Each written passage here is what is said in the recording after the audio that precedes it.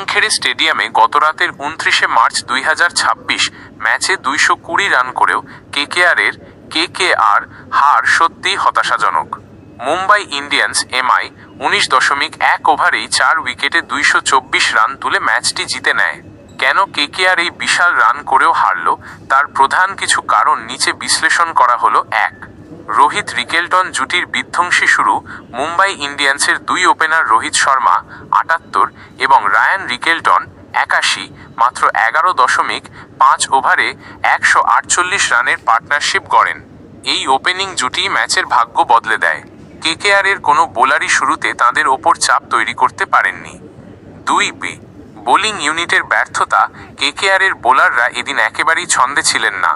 বৈভব আরোরা 4 ওভারে 52 রান দিয়ে মাত্র একটি উইকেট পান। বরুণ চক্রবর্তী 4 ওভারে 48 রান দেন, কোনো উইকেট পাননি। কার্তিক ত্যাগী 4 ওভারে 43 রান দিয়ে 1 উইকেট। সুনীল নারিন 3 ওভারে 30 রান দিয়ে একটি উইকেট পেলেও অন্য প্রান্ত থেকে সাপোর্ট পাননি। 3. ওয়াংখেড়ের ছোট বাউন্ডারি ও শিশির ডিউ ফ্যাক্টর। ওয়াংখেড়ে স্টেডিয়ামের বাউন্ডারি তুলনামূলক ছোট এবং দ্বিতীয় ইনিংসে শিশির ডিউ পড়ার কারণে বল গ্রিপ করা বোলারদের জন্য কঠিন হয়ে পড়েছিল।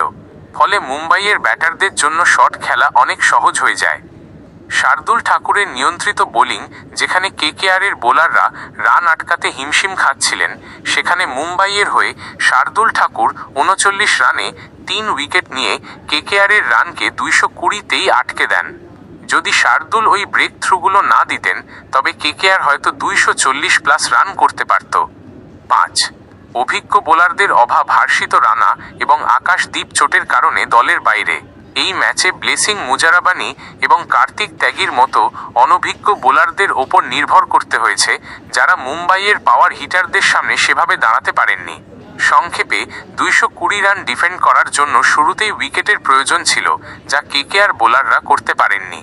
রোহিত এবং রিকেলটন শুরু থেকেই বোলারদের ওপর চড়াও হওয়ায় ম্যাচের নিয়ন্ত্রণ পুরোপুরি মুম্বাইয়ের হাতে চলে যায়।